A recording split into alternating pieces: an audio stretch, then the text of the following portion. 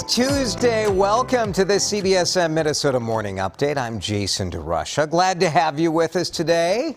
Hope you're doing well. I missed you yesterday. I'm kidding. I was sleeping. I missed you, Ron. Oh, thanks. Yeah. How about some weather? Sloppy. It's going to be a sloppy day, right? Yesterday, I was exiting Tilt, which is this awesome pinball bar in Minneapolis, right near Eat Street. Oh, I love Tilt. And I stepped on some ice and just went straight to the ground. Credit to my kids who did not laugh at me, because it had to be funny watching your old man just whoop, wipe it. But there's going to be more of that today. Can I show you the 7-day, though? Because this is why our weather people are like, oh, this is so great today. Look how great this is. Isn't it nice? Yeah, that's fine. But then here's this. Look at that. Whew. Cold. So overnight, it's going to be very chilly. And then it looks like it's going to be cold straight through the rest of this 7-day. So all of this below average. So a cold stretch straight ahead. Riley sharing that with us. So now you know. Get ready. This week is often very cold. I know this because Monday is my birthday, and January 24th is often unpleasant weather-wise around here. Let's talk about the state fair. Let's think about summer, and let's think about price hikes. Ticket prices going up by $1. And does that sound like a lot or not? I don't know. This is what we're asking you about. So $1 price hike, when I heard that, I'm like, I get it. Like $1, no big deal. $17 is what it costs to get into the fair for adults this year. $15 for kids and seniors. They're shortening hours a little bit. I don't think that's a big deal. You won't be able to come in at 6 a.m. State fair organizers say, look, they need more time to clean the grounds because they're going to be short-staffed again. So anyway, let's weigh in on this. Is this price tag too much, $17? Will it change your plan? What do you think about all this? Weigh in on the, they lost so much money. They lost $1 million even last year when they had the state fair with more than 1 million people going. The fair still lost $1 million. It's expensive to put this thing on. And the year before they lost, more than $15 million. So they need to raise the price. But what will you do about it? Share your thoughts on Facebook, and we'll share some of your comments coming up. The peak of the COVID surge here in Minnesota is expected to land around January 23rd. That's Sunday, give or take a week on this. This prediction coming from models done by data researchers at Mayo Clinic. And when you look at other spots around the world where Omicron hit a little before us, we are seeing a very significant drop-off in cases. New York and Miami seeing it. Our timeline of the surge just slightly behind those two cities. Mayo Clinic says they expect a bit of a honeymoon phase after the peak, where cases will remain low, gatherings will have less risk, and they think that will carry through the summer.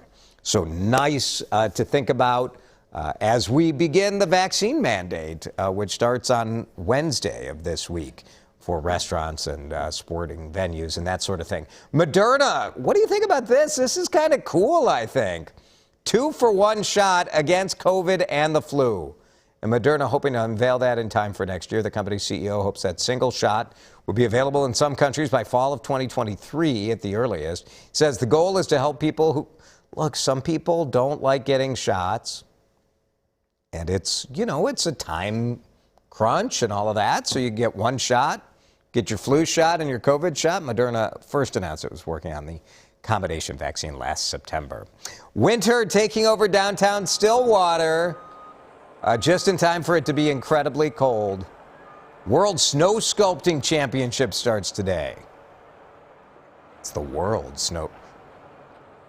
I mean, I guess look at this system, this conveyor belt operation. They've had artists in town creating masterpieces for nearly 2 weeks now. The winner will be chosen this weekend. I know they're doing like a wild rice soup cook-off, lots of fun stuff in Stillwater this weekend. Airline industry, I don't know who to believe on this thing about the 5G. First, we had to worry about 5G, that it was going to be in the vaccine, that I've got 5G pulsing through my veins. It's False. It's not true. But now there's a fight with the airlines and the cell phone industry. Airlines in the United States are saying the 5G technology that will go online tomorrow interferes with airplane sensors, and they could cancel thousands of flights over safety. The FAA was asked to look at this, and they said, we think you guys are kind of freaking out about nothing. The airlines want the federal government to ban 5G within 2 miles of airport runways. I suppose what I wonder about this is 5G is already online all around the world. So if there were problems with airplanes, wouldn't we know that from Europe? I don't know. But the level of red alert for the airlines, they already got this delayed a couple of weeks. So it's just, all I'm saying is, I don't know what to believe on this, but just now you're up to date, and we'll see if 5G goes online tomorrow or not. If anybody knows how to make the most of the cold winter, first of all, it's us. Minnesota, we're the best. We're the best in the world. We're the best. Don't even ask me about it. Second place, Wisconsin. Specifically Western Wisconsin, specifically Wisconsin people who watch this broadcast. Third place, Canada. They do a good job in Canada. Here's Winnipeg, and they flooded part of the street. Now, I do have several questions about street construction in Winnipeg. As you see this ginormous tree, which appears to be in the middle of the street. That is, I mean, I respect, how do cars drive on this street? I have questions about this. Is this one, like half a lane of a street? Do the houses come up like directly to the street? I don't know. I didn't write this story, but someone alleges this hockey rink is on a street. And here's some sound bites from cute kids. Well, the ice is good, like, so far in the year. It's a little bit bumpy. The trees are a little bit annoying sometimes, but yeah. They're a little bit helpful, though, too. When you can bank them off the boards and then skate around the tree. Yeah. But sometimes it doesn't help. Yeah, sometimes it doesn't. Like when you run into it. Yeah, so look at that. I mean, I'm not saying that our producer, Amber, who wrote this story, could have done some better fact-checking. I'm not saying that. That would make her upset. But you might say that. How is this a street? The whole premise of this story is they put this ice rink in the street. This looks like this is from CBS. That's what CBS claims. But do they mean like literally on? So the script said the ice rink they created on their street, but do you think they literally mean on the street? Or do they mean like on their block? It looks like their front yard to me. Did we totally botch this story? Oh, that's amazing. Well, you know what? That's what the CBSN Minnesota Morning Update is for. We're here to kind of work out some of these stories. All right, let's talk about Wordle. Are you guys doing the Wordle? Are you playing Wordle? Jeff Wagner did a story about Wordle last night, and from watching the story, I can tell you Jeff has not done the Wordle before. Yesterday was his first time. And we'll see if it's his last time, right? Because once you start going, it's sort of addictive. And we looked at the popularity of this because it's super simple, right? It's a web browser. It's not an app. So you go online, you play Wordle. And it's, I don't know if you guys ever played the game Mastermind, where it's like 4 colored pegs, and you have to get the right pattern. It's very similar to that, except with letters. So, well, listen to this guy explain why he thinks it's so popular. Our world is very distracting. You need to stand out. And that level of simplicity plus scarcity is how you get people to build a habit with your app, website. I think the biggest thing is me and my friends always send our score. We send what we get every day. Yeah, so they've landed on a couple of, here's how it works. So you see like the letters here that are green, that means correct letter, correct location. When it's yellow, that means correct letter, it's in the wrong spot in the word. So you get 6 chances, 1.3 million tweets. People like to tweet about it, and it's sort of fascinating how the designer of this game created the share button to not have the link to Wordle. It just shows this kind of mysterious grid of colored boxes. I love it. I play it with the family, and you only play once a day. You have to wait till the next day to get the words, so it's not a major time suck. So I think that's pretty fun, too. Some of us have had to get a little creative over the past couple of years, right? We're trying to keep peace of mind, trying to keep everything on the tracks, trying to keep our minds from exploding. And some people are knitting, and some of the people are men. Yeah, Susan Elizabeth Littlefield did this story. And I mean, is it surprising that men are knitting? I would say no, but a lot of the stereotype of knitting is not. It's more like grandma or hipster Northeast Minneapolis women, right? So I would posit that these are probably hipster men, but pretty fun. Men's Knitting Club, Twin Cities Men's Knitting Club has more than 60 members in it.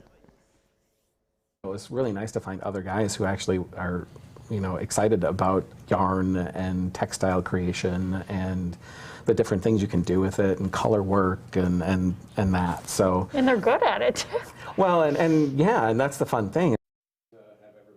Yeah, pretty fun. Men's Knitting Club, Twin Cities, has an active Facebook group as well. They meet at coffee shops and breweries and, of course, at yarn shops. So fun story by Susan Elizabeth. Susan Elizabeth is anchoring this new show on Sundays, 7 a.m. on Sunday. Latest news, weather, all of that stuff, but it's really focused on sort of finding these really interesting stories that make you feel good about our community. So good stuff. Check that out with Susan Elizabeth on Sundays. Okay, let's talk about the State Fair. I don't know how I feel on this. $17 a person seems very expensive, but running the fair is expensive too. Here's Maggie. $17 still doable if you start saving up now. Yeah, a little concerned about the performances of the grandstand if they're closing at 11 instead of midnight.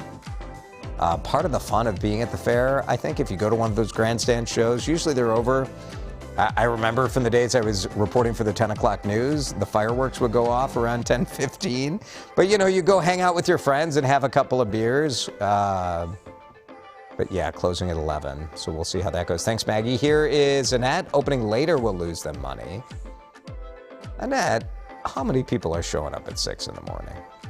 Won't you just roll it 1 hour later? 7 a.m. still pretty early. I don't think $1 more is too much. Could have been a lot more, like everything else in this world. Annette, I think you're spot on that. That is for sure. Thank you. Here is Kimberly. I'm going no matter what price. Yeah, that's where I am. Love the fair. It does make you think a little bit. And I know, I'm trying to get my head over the psychology of this, because $1, it's only $1. Family of $5, not that big of a deal. But somehow, $65 feels like a lot just to get in. Suzanne expected it. Yep. Ordered 4 tickets last night after I heard the news.